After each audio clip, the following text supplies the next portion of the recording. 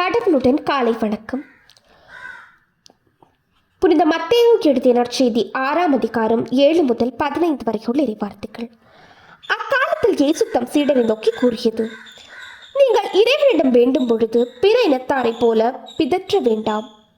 மிகுதியான சொற்களை அடுக்கிக் கொண்டே போவதால் தங்கள் வேண்டுதல் கேட்கப்படும் என அவர்கள் நினைக்கிறார்கள்.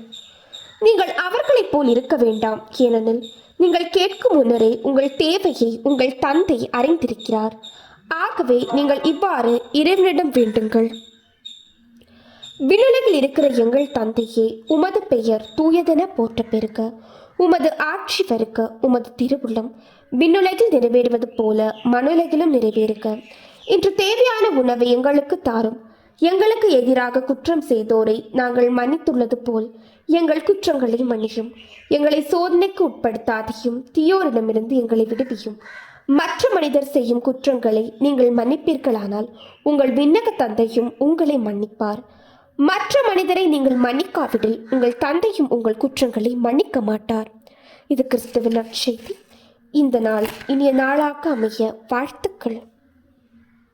பல பல பல புதுமைகள், பெருமைகள், இனிமைகள் இறங்கிய நல்ல நாள், ஒரு நல்ல நாள், நம் தேவன் தந்த நாள். இது நல்ல நாள், ஒரு நல்ல நாள், நம் தேவன் தந்த நாள்.